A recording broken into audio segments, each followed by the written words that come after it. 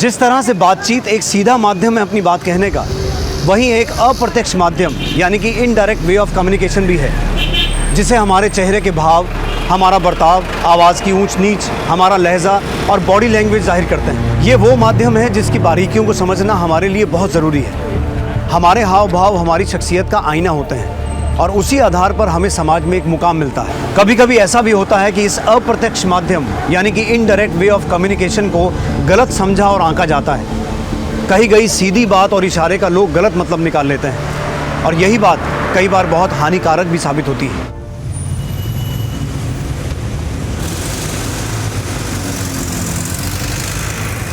Set of questions check कर लो, यही आता है हर बार। शिखा, हाँ मेरी फाइल कहाँ रख दी है? मुझे ऑफिस के लिए लेट हो रहा है। अरे वही ड्रॉअर में रखी है, कल तुम बेड पर रखकर ही सो गए थे। ओह, तो क्या कह रही थी मैं, ये कर लोगे तो स्कोर कर जाओगे, ठीक है?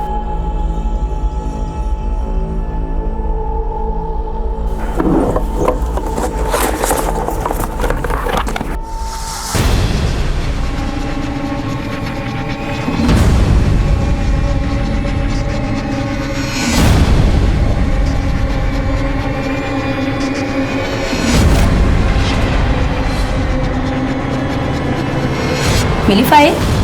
अब हाँ,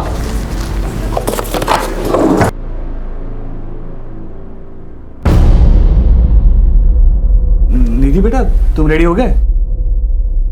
चलो चलो चलो चलो।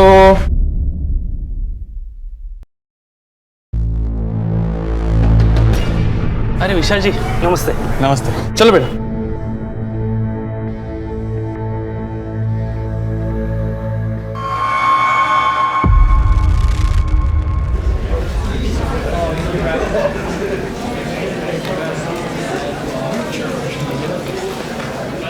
हाय रोहन। हाय निधि, साथ में क्लास चले? ओके। क्यों झगड़ा किया तुमने? बोल क्यों नहीं रहे हो? बोल रोहन, क्या हुआ था? इसने तुझे क्यों मारा था? आप ही के बेटे ने कुछ किया होगा। नहीं, हमारी बेटी ऐसा कर ही नहीं सकती। ऐसे स्कूल में पढ़ाए हम अपनी बच्ची को। रिलैक्स, क्या बातें कर रहे हैं आप? चुप करिए आप। आपकी बेटी जैसी लड़कियां ही पूरे स्कूल का नाम खराब करती हैं। आपकी बेटी जैसी मतलब? नहीं मतलब हम कुछ बोल नहीं रहे, इसका मतलब ये नहीं कि आप कुछ भी बोलोगे। यही सिखा रहे हो अपनी बेटी को जो ऐसे स्कूल में मारपीट करती है? हाँ सिखा रहा हूँ, क्या कर लोगे तुम? अरे अरे कैसी बातें कर रहे हैं आप लोग, शांत रहिए जरा। बोल करेगी फिर ऐसा तू? अरे जाने दीजिए ना, बच्ची है, हो गई गलती, धीरे धीरे आ जाएगी उसे भी समझ। ये सब तुम्हारा ही किया धरा है जो इतना बिगड़ गई है। अभी 10 साल की है तो ये हाल है, बड़ी हो जाएगी तो पता नहीं कहाँ मुंह काला करवा देगी, तब पछताती रहना तुम।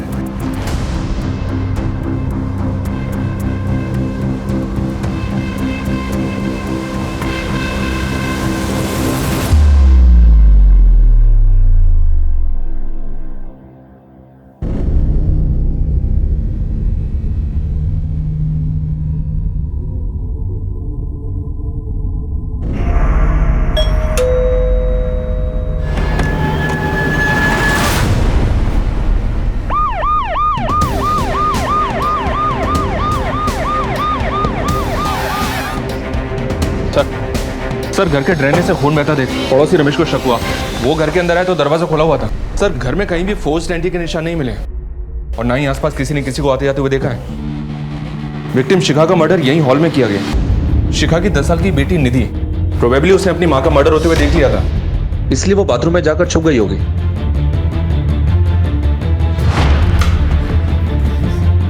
उसका मर्डर करने के लिए वॉशरूम का दरवाजा तोड़ा गया। हत्यारे ने दरवाजा तोड़ा और अंदर गया और उसको भी मार दिया। लेकिन सर इंटरेस्टिंग बात यह है कि मरने से पहले लड़की ने अपने खून से दीवार पर यह नाम लिखा है, बिट्टू। इसका मतलब है इस बिट्टू का कोई ना कोई कनेक्शन तो है इन मर्डर से। या तो ये बिट्टू किलर है जिसके बारे में निधि हमें बताना चाहती थी, या फिर बिट्टू इन मर्डर्स के बारे में कुछ ना कुछ तो जानता है। घर से कुछ चोरी हुआ? जी हाँ सर, कबर्ड में कुछ गहने और पैसे थे जो चोरी किए गए और शिखा का मोबाइल भी गायब है।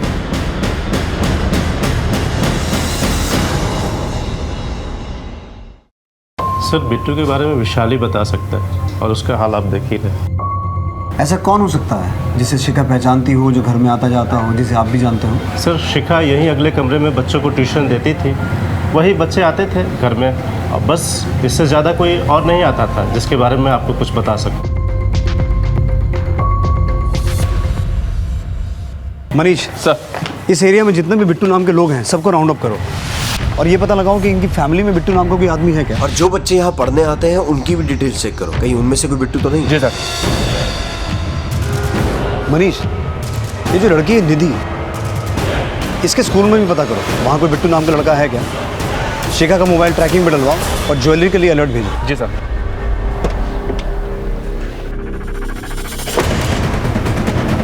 बिट्टू तेरा नाम है? नहीं सर, बिट्टू और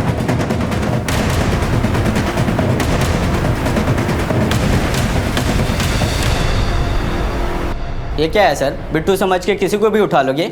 ऐसा कहीं होता है क्या? देखो अभी हम सिर्फ इंक्वायरी करें, एक बार तहकीकात पूरी हो जाएगी ना, उसके बाद तुम सबको छोड़ दिया जाएगा, समझ में आया? जब आपकी बीवी का मर्डर हुआ था उस वक्त आप कहाँ थे? मैं तो ऑफिस में ही था। देखिए विशाल जी, हमें आपके घर में किसी भी फोर्स एंट्री के निशान नहीं मिले हैं। अब ये जो भी आदमी था बिट्टू, उसे या तो आपकी बेटी जानती थी या आपकी बीवी शिखा, जिन्होंने उसे अंदर आने दिया, और आपकी बेटी ने भी अपने खून से बिट्टू लिखा था वॉशरूम में। ये बिट्टू है कौन? सर अगर मुझे पता होता ना तो अभी तक वो जिंदा नहीं होता। याद करने की कोशिश कीजिए, कभी आपके घर में आपकी बेटी ने या आपकी बीवी ने बिट्टू नाम के किसी आदमी का जिक्र किया हो? नहीं सर, मुझे याद नहीं है। आपकी आखिरी बार कब बात हुई थी अपनी बीवी से? सर उसी दिन दोपहर को। अरे निधि की छुट्टी 2 बजे तक हो जाती है, आ जाएगी थोड़ी देर में। वैसे तुम क्या कर रहे हो? कुछ नहीं, आज मुझे भी ऑफिस में थोड़ा काम है, आते आते लेट हो जाएगा, 6-7 बज जाएंगे। कुछ सामान लाना है? नहीं, कुछ नहीं लाना है। ठीक है। फोन आपने किया था या शिखा ने? सर शिखा ने ही किया था। कुछ काम था उसे आपसे? नहीं सर, ऐसे ही किया था। फिर 2 घंटे के बाद रमेश का फ़ोन आया और उसने बताया कि घर पे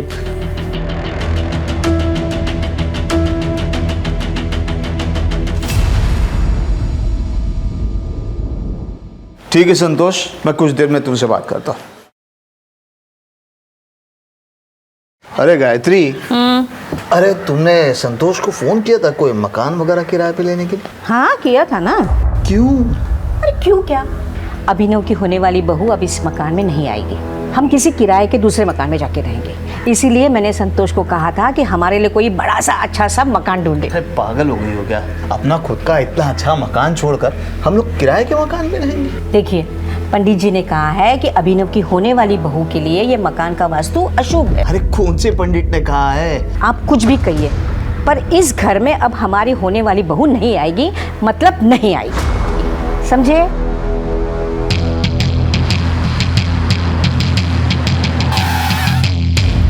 मर्डर स्पॉट पर ये लिखा था। ये विशाल का बिट्टू नाम का कोई बिजनेस राइवल है क्या जो उसकी फैमिली का मर्डर कर सकता है? नहीं सर, बिट्टू तो कोई नहीं है। कोई और राइवलरी, कोई दुश्मनी या लड़ाई कुछ भी? हाँ सर, विशाल का झगड़ा चल रहा था जमुना दास से, प्रॉपर्टी के एक ब्रोकरी को लेकर। ये लो आप यहाँ पर साइन करो। ए, क्या करवा रहा तू ये? एक बार का समझ में नहीं आता तेरे? नाले वाली जमीन की डील हो चुकी है, फिर क्यों बीच में पड़ रहा है? जाना, पहले कस्टमर लेके आना, फिर बात करना, ठीक है? आप साइन कीजिए ना प्लीज। कहा ना मैंने, ये डील नहीं हो सकती। बस तुम क्या कर रहे हो? तू क्या कहा ना? अरे छोड़ो, नहीं होगा भाई। मैंने कहा ना ये डील नहीं हो सकती तो नहीं हो सकती। उस झगड़े के कुछ दिनों बाद विशाल पर कुछ लड़कों ने अटैक किया था। अरे ऐसे कोई गाड़ी चलाता है क्या? बहुत शौक है दूसरे के काम में टांग अड़ाने का। अब देख तेरे साथ क्या हाल करते हैं। मारो सारे को।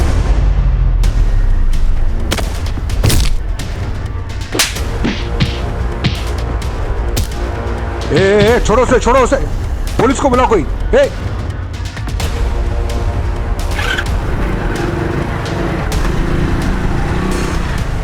अरे हिम्मत है तो अकेले आओ, फिर दिखा दो कितनी चर्बी है मेरे में। जाओ बता देना अपने बाप को, विशाल डरता नहीं है। लेकिन विशाल को पूरा डाउट था कि अटैक जमुना दास ने ही करवाया था उसके ऊपर। ये जमुना दास कहाँ रहता है? आपके पास कोई सबूत है तो बताएं कि हमने मारा उसके बीवी बच्चों को। देखिए जमुना दास जी, दुनिया में सारे फसाद की जड़ 3 चीज़ें होती हैं: जर, जोरू और ज़मीन, और यहाँ इस मामले में ये तीनों ही हैं। देखिए साहब, मैं ऐसे टुच्चे काम नहीं करता। वो ज़मीन सरकार लेने वाली थी, इसलिए मैं खुद ही हट गया, वरना विशाल तो क्या, उसके बाप की औकात नहीं थी हमें रोकने की। सर। हाँ मनीष। सर, जमुना दास से बात हुई, कुछ ज़्यादा ही टेढ़ा आदमी लग रहा है। जमुना दास और विशाल, इन दोनों के पीछे अपने आदमी लगाओ। इन दोनों के उठने बैठने की एक एक डिटेल चाहिए मुझे। शिखा का फ़ोन ट्रैक हुआ? नहीं सर, अभी तक स्विच ऑफ है। चोरी की भी कोई न्यूज़ नहीं है। विशाल और शिखा के सीडीआर मंगवाए हैं, जल्दी मिल जाएंगे। ठीक। हर केस की एक कहानी होती है, लेकिन इस केस में 2 हत्याएं हो चुकी थी, पर कहानी अभी तक साफ नहीं हुई थी। एक आम सी जिंदगी में दिन दहाड़े घर में घुसकर हत्या और लूट का मामला तूल पकड़ रहा था। पुलिस पर हमेशा इस बात का दबाव रहता है कि वो हर एक केस को जल्द से जल्द निपटाएं। ये मामला काफी पेचीदा था और इनिशियल इन्वेस्टिगेशन में हमारे हाथ कुछ भी नहीं लगा था, इसलिए हम एक एक लीड को टटोलते हुए आगे बढ़ रहे थे।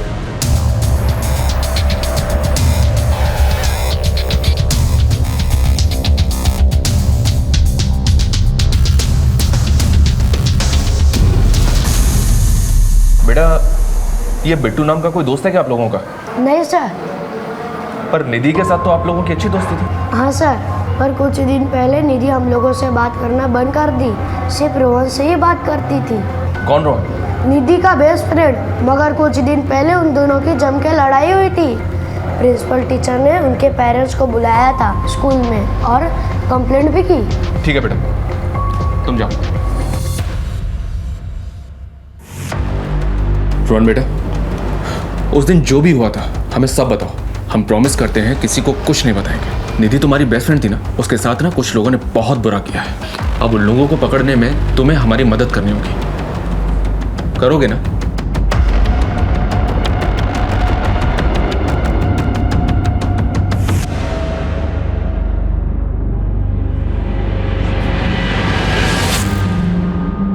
देखो, अब यहाँ पे मेरे और तुम्हारे अलावा और कोई नहीं है, हाँ?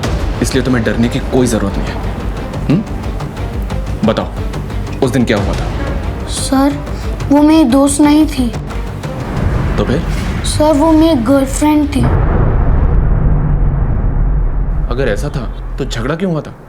सर, उसने मुझे काट लिया। मैं डर गया था, इसलिए मैं चुप रहा। सर, लेकिन आप पापा को कुछ मत बताइएगा सर, प्लीज। Don't worry. वो स्कूल में ऐसी हरकत करती थी और आपको पता ही नहीं? देखिए सर, बच्चे स्कूल में 5-6 घंटा ही रहते हैं और घर पर सारा दिन। और रही बात हमें नहीं पता होने की, तो निधि का बिहेवियर कुछ 3 महीने से बहुत बदल सा गया था। ना तो वो अपने टीचर से बात करती थी, ना अपने दोस्तों से। तो हमें कैसे पता चलता कि उसके मन में क्या चल रहा है? फिर भी आप हमारे हिंदी टीचर उदित जी से बात कर सकते हैं, वही उसके क्लास टीचर हैं और उसे एक्स्ट्रा ट्यूशन भी देते हैं। सर, उसके बिहेवियर में चेंज तो आया था, बट वो ऐसा करेगी मुझे भी आइडिया नहीं था। मरने से पहले निधि ने ये लिखा था। हमें डाउट है कि इन मर्डर्स में बिट्टू का हाथ हो सकता है, और ये भी पॉसिबल है कि ये बिट्टू ही निधि को हैरेस कर रहा था और निधि ने ये सब उसी से सीखा। सर, मैं किसी बिट्टू को तो नहीं जानता, पर मुझे पूरा यकीन है कि ये निधि ने नहीं लिखा है। निधि ने नहीं लिखा मतलब? निधि सारे सब्जेक्ट्स में बहुत अच्छी थी, बस उसको हिंदी में प्रॉब्लम थी। बड़ी ई और छोटी ई की मात्रा तक में कंफ्यूज रहती थी, और ये बिट्टू लिखना इतना कठिन है, इतनी मात्राएं हैं इसमें, निधि हिंदी में तो लिख ही नहीं सकती। अगर उसे लिखना भी होता तो वो इंग्लिश में लिखती।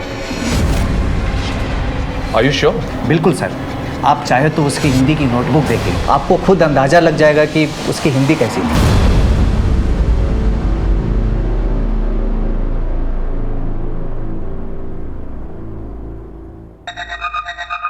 मेरा अभिनव कितना खुशकिस्मत है कि उसे तुम्हारे जैसे खूबसूरत बीवी मिल रही है। अच्छा है ना कान के?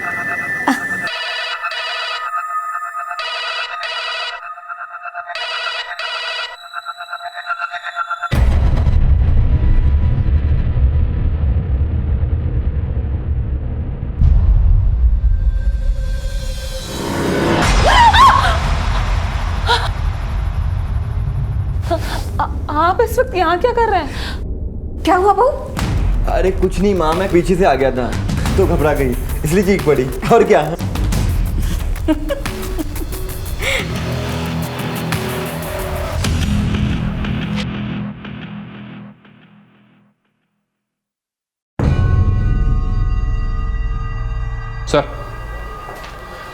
निधि के बैग से ये डायरी मिली है। ये देखिए इसमें क्या क्या लिखा है। 2 लोग एक साथ रहते हैं, प्यार करते हैं, अगर सब ऐसे ही रहें तो कितना अच्छा हो लाइफ में, बट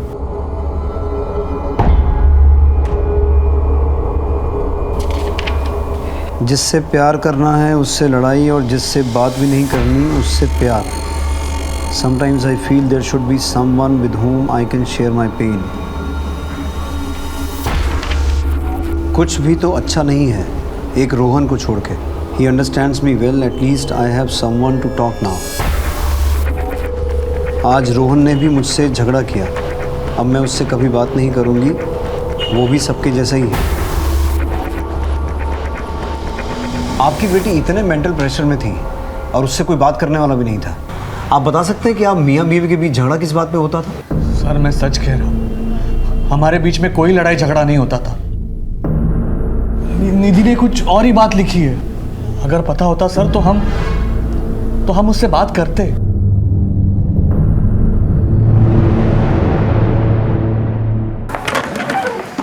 निधि की हिंदी की नोटबुक से ये तो साबित हो गया कि बिट्टू पुलिस की इन्वेस्टिगेशन को दूसरी दिशा में मोड़ने के लिए लिखा गया था। लेकिन क्या हुआ सर? क्या सोच रहे हैं? समझने की कोशिश कर रहा हूं कि मैं सही हूं या गलत। मतलब मनीष, उस घर में सब कुछ 2 बजे के आसपास ही हुआ।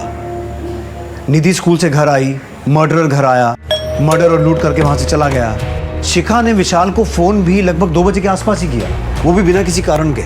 कहीं ऐसा तो नहीं कि शिखा जानती थी कि बिट्टू घर आने वाला है और वो ये नहीं चाहती थी कि विशाल और बिट्टू आपस में मिलें, इसलिए उसने विशाल को फ़ोन किया कि वो घर कब आने वाला है। और ये विशाल भी अपने परिवार के बारे में बहुत कुछ छुपा रहा है। मुझे लगता है विशाल और शिखा के रिलेशन में कुछ तो एबनॉर्मल है, जिसके बारे में निधि जानती थी और निधि उस बात को लेकर परेशान भी थी। सोचने वाली बात यह भी है सर कि अभी तक की इन्वेस्टिगेशन में हमने जितने भी लोगों से बात की है, किसी ने भी इस बिट्टू नाम के आदमी को नहीं पहचाना। सर कहीं ऐसा तो नहीं कि कातिल ने खुद ये बिट्टू नाम लिख दिया पुलिस को गुमराह करने के लिए, ताकि हम उसे ढूंढते रहें और वो खुद सेफ हो जाए? हो सकता है मनीष, और हो ये भी सकता है कि कातिल ने हमें चुनौती दी हो उसे पकड़ने की, या फिर ये बिट्टू नाम का आदमी सच में एग्जिस्ट करता है जिसका नाम कातिल ने जानबूझ के वहाँ लिखा ताकि वो फंस जाए। मनीष, इस परिवार के बारे में और गहराई में पता करो, शायद बिट्टू नाम के किसी आदमी का कुछ सुराग मिले। सर वैसे तो घर में छोटे मोटे झगड़े होते रहते थे, पर कोई 1 महीना पहले विशाल का शिखा से बहुत झगड़ा हुआ था किसी आदमी को लेकर। चल निकल निकल। छोड़िए ना, जाने दीजिए ना। चल निकल।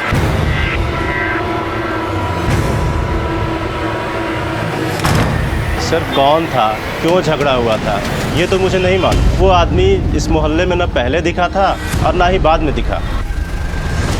झगड़ा हुआ तो तुम्हारा किसी के साथ, तुमने बताया नहीं? सर मैंने और शिखा ने अपने घर वालों की मर्जी के खिलाफ भागकर शादी की थी। 12 साल के बाद कुछ 4 महीने पहले हम शिखा के कहने पर उनके घर भी गए थे, ये सोचकर कि हम एक नई शुरुआत करेंगे। लेकिन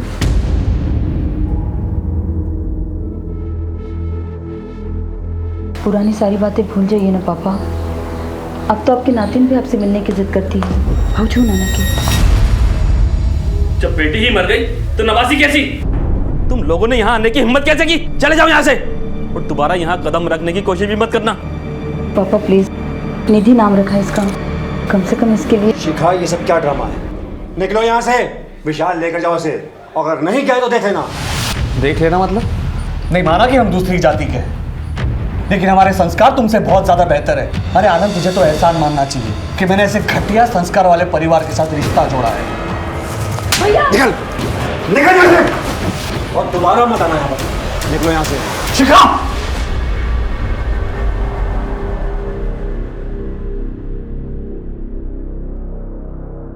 एक महीने पहले आनंद घर पे आया।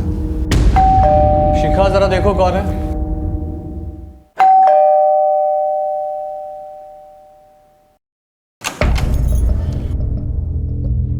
भैया आप आइए ना।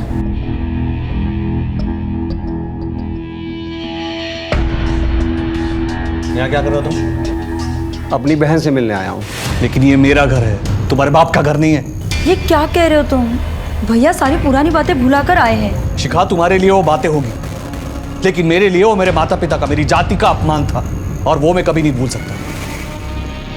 इससे पहले कि मैं कुछ कर बैठूं, निकलो यहाँ से, चलो। तेवर अभी तक बदले नहीं हैं, वहीं के वहीं हैं गिरे हुए। देखो, मैं अपनी बहन से मिलने भी आऊँगा और उसे साथ घर भी लेके जाऊँगा। देखते हैं तू क्या कर लेगा। और तुझे क्या लगता है, तू शिखा से मुझे दूर कर देगा? चलो निकलो यहाँ से, चल निकल निकल। छोड़िए ना, जाने दीजिए ना। चल।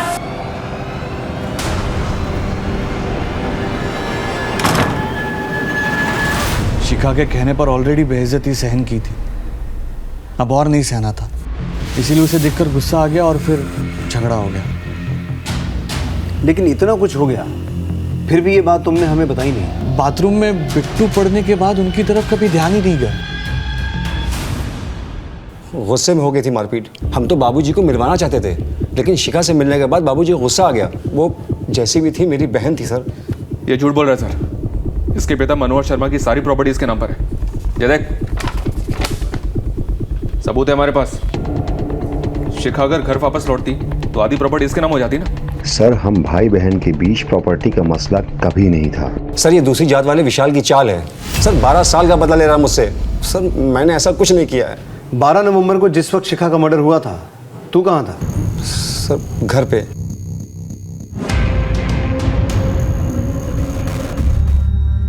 सर, निधि और शिखा की पोस्टमार्टम रिपोर्ट आ गई है। निधि की रिपोर्ट में तो कुछ नहीं मिला, मतलब वो मर्डर से 1-2 घंटे पहले ही फिजिकल हुई थी। फिजिकल? लेकिन किसके साथ? उसका पति विशाल तो उस वक्त ऑफिस में था।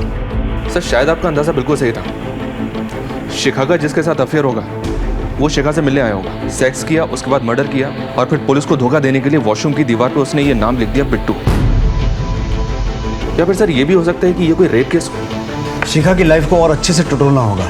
सीडीआर आने में कितना वक्त लगेगा? शाम तक आ जाएंगे सर।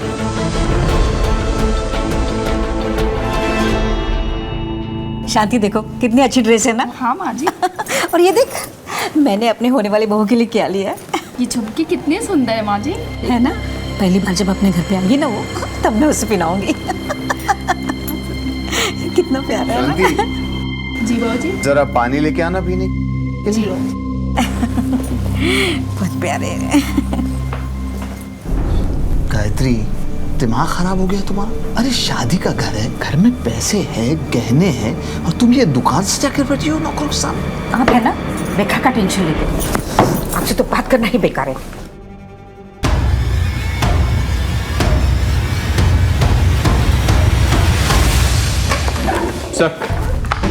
सर, शिखा और विशाल के कॉल रिकॉर्ड्स आ गए। मर्डर वाले दिन शिखा ने विशाल को कॉल किया था 2 बजे के आसपास, जब वो ऑफिस में था। लेकिन सर, ये एक नंबर और है जिसके साथ शिखा रेगुलर टच में थी और मर्डर से पहले भी बात हुई थी उसकी। किसका नंबर है?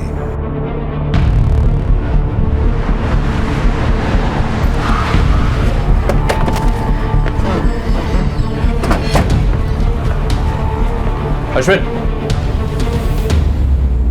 शिखा के साथ बहुत बातें होती थी तेरी? हाँ सर, विशाल भाई का अकाउंट चलता है मेरी दुकान में, इसलिए सामान के सिलसिले में बात होती है। क्या हुआ?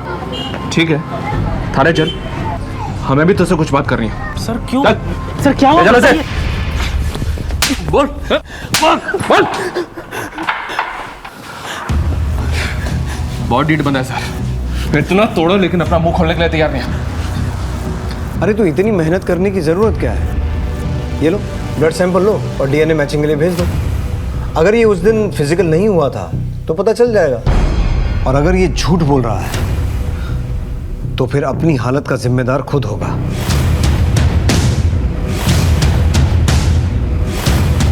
अगर डीएनए मैच हो गया तो उसके बाद क्या होगा तुझे मालूम है ना? बता, शिखा से इतने रेगुलर कांटेक्ट में क्यों था, और वो तुझे 12 से 1 के बीच में कॉल क्यों करती थी? बोल दे, अभी भी वक्त है। ले लो भाई, इसका सैंपल ले लो।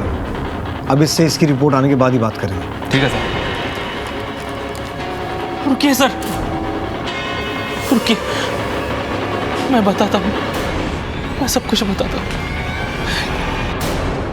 शिखा अपने शादी से खुश नहीं थी।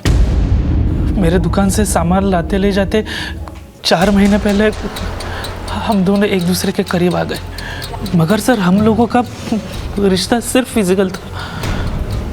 उसका अपना परिवार था और मेरा अपना परिवार।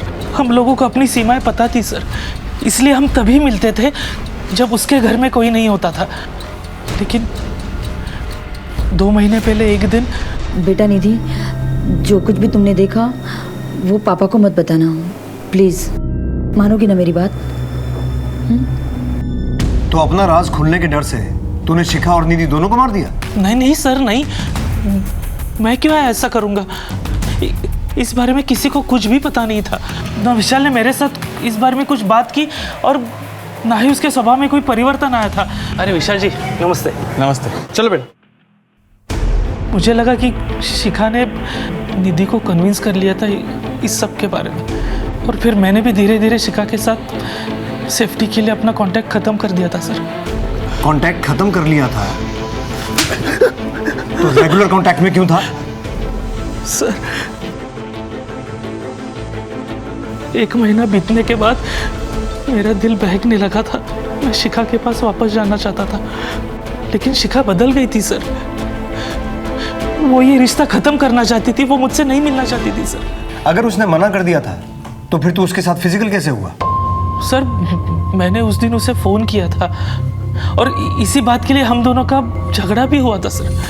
देखो, मैंने तुम्हें कितनी बार कहा है कि हमारे बीच जो कुछ भी हुआ वो मेरी गलती थी। तुमसे रिश्ता रख के मैंने विशाल को बहुत धोखा दिया है। अब बस, मैं विशाल से बहुत प्यार करती हूँ और उसे धोखा नहीं देना चाहती हूँ। अच्छा, अब तुम्हारे विशाल को सब कुछ सच बता देता हूँ कि तुमने मेरे साथ क्या क्या गुल खिलाए हैं। फिर देखते हैं कि तुम्हारा विशाल तुमसे कितना प्यार करता है। अश्विन, ये क्या बोल रहे हो अश्विन? तुम ऐसा कुछ नहीं करोगे। तुम जो कहोगे मैं वो करूँगी। हाँ सर, ये सच है कि मैंने शिखा पर उस दिन जबरदस्ती की थी, लेकिन सर मैंने उसका मर्डर नहीं किया। मैंने उसका मर्डर नहीं किया सर। रेप का चार्ज लगाओ इसमें और जेल में डालो। अकल ठिकाने आएगी तो मर्डर भी एक्सेप्ट करेगा।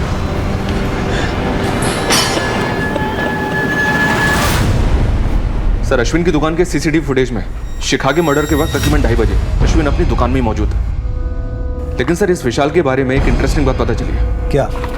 ये देखिए सर, तकरीबन 3 महीने पहले पूरी फैमिली का 50 लाख रुपए का जॉइंट बीमा निकलवाया गया, और अब शिखा और निधि की मौत के बाद ये विशाल ही इस पॉलिसी का सोल बेनिफिशियरी है। मतलब विशाल के लिए फायदे का सौदा रहा ये डबल मर्डर। मनीष, कहीं ऐसा तो नहीं है कि विशाल को शिखा और अश्विन के अफेयर के बारे में पता चल चुका था, इसलिए पहले उसने इंश्योरेंस करवाया और फिर शिखा और निधि को मारकर अब पैसा निकालना चाहता हो?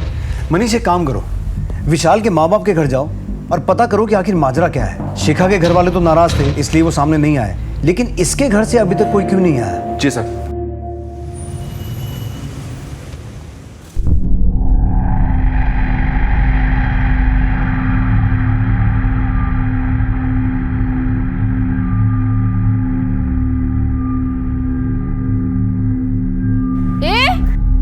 कौन हो तुम और अंदर क्या झांक?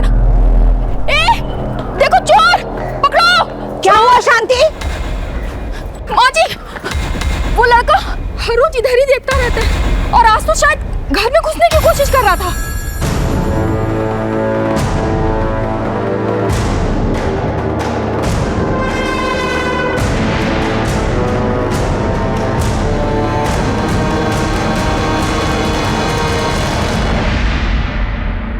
जी अनीता जी, बताइए क्या संबंध है आपके विशाल से? है नहीं थे। शादी होने वाली थी हमारी विशाल के साथ, लेकिन एन मौके पे वो मेरी दोस्त शिखा के साथ भाग गया। डोली नहीं उठी हमारी मंडप से और इतनी बेइज्जती हुई कि आज तक शादी नहीं हुई हमारी। मेरी अपनी दोस्त ने मेरी ज़िंदगी ख़राब कर दी। विशाल ने आपको इतना बड़ा धोखा दिया, लेकिन आप फिर भी उससे बातें करती थी फ़ोन पे, वो भी रेगुलर। ये आप ही का नंबर है ना? सर मेरी वजह से अनीता की शादी नहीं हो रही थी। एक दिन वो मुझे रास्ते में मिल गई थी।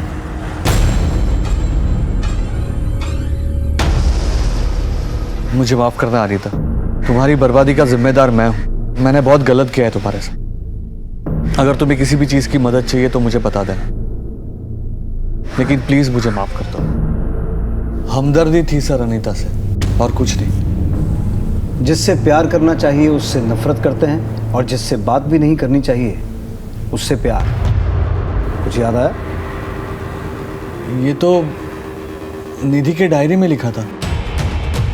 लेकिन आप ये मुझे क्यों बता रहे हो? इसलिए विशाल कि निधि ने ये बात शिखा को लेकर लिखी थी। शिखा तुम्हारे साथ शादी में खुश नहीं थी, इसलिए उसके संबंध अश्विन के साथ हो गए थे। सर बकवास कर रहे हो आप, नाम खराब कर रहे हो आप शिखा का। मैं कोई बकवास नहीं कर रहा हूँ विशाल।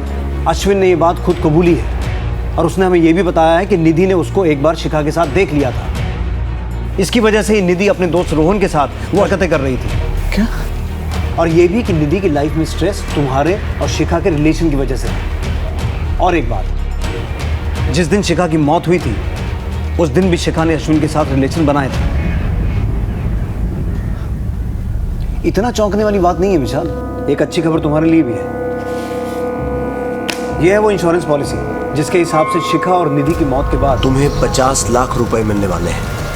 ये पॉलिसी तुम ही ने करवाई थी ना 3 महीने पहले। आप कहना क्या चाहते हो? तुम शिखा के अफेयर के बारे में जानते थे, अब शिखा भी रास्ते से हट गई, पैसा भी मिल गया और बैक एंड पे तो वो अनीता थी ही। सर बात को घुमाने से कुछ हासिल नहीं होगा। सिर्फ कॉल रिकॉर्ड से और इंश्योरेंस की पॉलिसी से आप मुझे कातिल साबित नहीं कर सकते। सही कह रहे हो। तो एक काम करते हैं, तो जब तक हम ये साबित नहीं कर पाते कि तुम कातिल हो, हमारे मेहमान बन के रहो। मनीष अंदर डालो इसे, कुछ दिन अंदर रहेगा, खुद ब खुद बकेगा। सर हमने विशाल को भनक तक नहीं लगने दी अनीता के बारे में, पर दोनों के स्टेटमेंट मैच कर रहे हैं कि उन दोनों के बीच वैसा कोई रिश्ता नहीं था। हो सकता है सर ये बात सच हो। अश्विन का भी तो यही कहना है कि विशाल को पता ही नहीं था शिखा के अफेयर के बारे में, और निधि की डायरी में भी इस बात का कोई जिक्र नहीं है। In a way you are right Manish, लेकिन ये केस बहुत नाजुक है, हम किसी को भी क्लीन चिट नहीं दे सकते। सर इस केस में हर लीड के साथ हम 2 कदम आगे तो बढ़ रहे थे, लेकिन घूम फिर कर डेड एंड पर आ जाते थे। यानी कि इस दोहरे कत्ल के मामले में कोई भी कामयाबी हमारे हाथ नहीं लग पा रही थी। लेकिन अब इस जुर्म की जंजीर में एक कड़ी और जुड़ने को थी।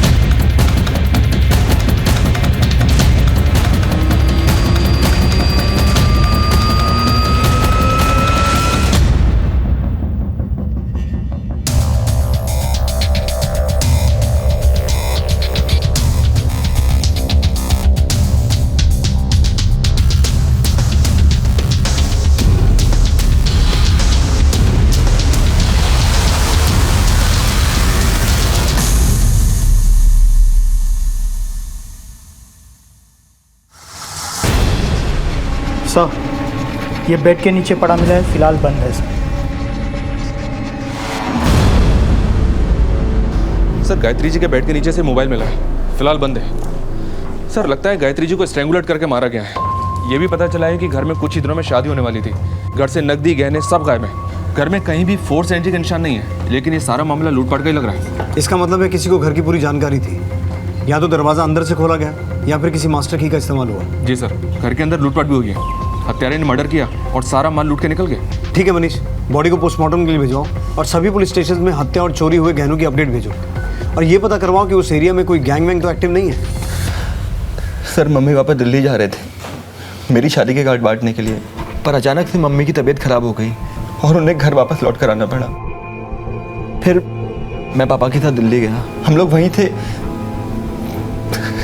जब हमें ये खबर मिली। आपको किसी पे शक है? घर में आने जाने वाला कोई आदमी या फिर पिछले कुछ दिनों में कुछ अजीब हुआ हो? हाँ सर, हमारी कामवाली ने कुछ दिनों पहले एक आदमी को घर के बाहर देखा था।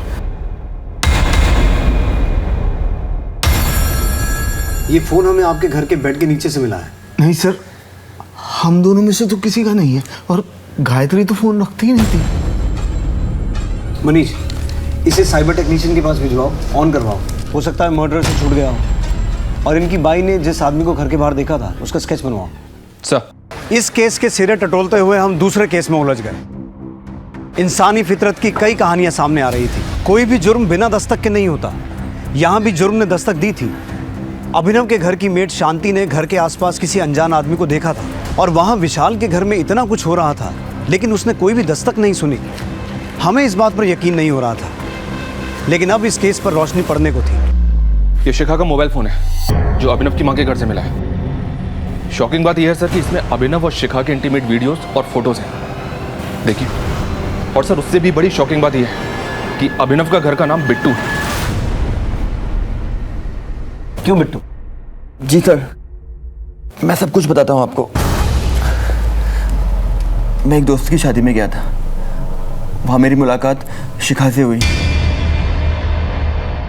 धीरे धीरे हम दोनों दोस्त बन गए, फ़ोन पर बातें करने लगे, बातें मुलाकातों में बदल गई और हमें रिश्ता कायम हो गया। फिर अचानक एक दिन शिखा ने ये रिश्ता ख़त्म कर दिया। भूल जाओ कि हम कभी मिले भी थे। उसने रिश्ता खत्म किया और तूने उसे? नहीं सर, मैंने ऐसा कुछ नहीं किया। जो मोबाइल फ़ोन शिखा का मर्डर करके चुराया गया था वो तेरे घर पे कैसे पहुंचा? उन फोटोज़ के लिए ना, ताकि तेरा और शिखा का रिश्ता हमेशा के लिए राजी बना रहे।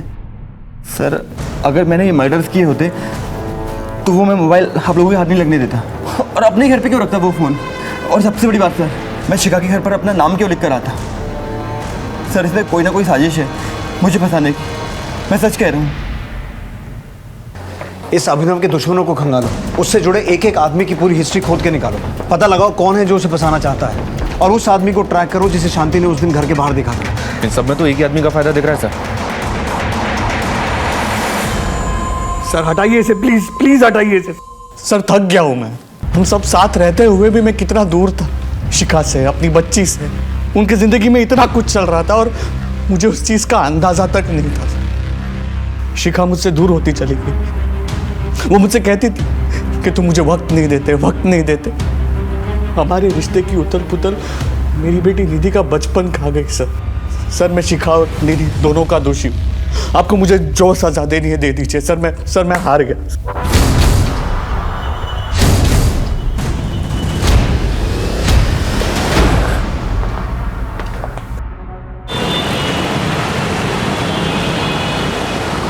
सर, गायत्री की मौत की असली वजह स्ट्रैंगुलेशन नहीं बल्कि डाइल्यूटेड वर्जन ऑफ साइनाइड है। मौत के बाद गला घोटा गया है। Diluted version of cyanide?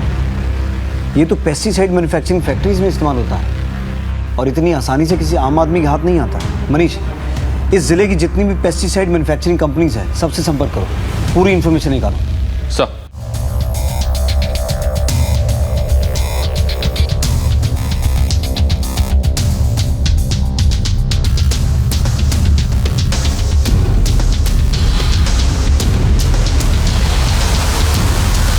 Sir, अभिनव की डिटेल्स चेक करते हुए दो बड़ी इंफॉर्मेशन हाथ लगी हैं।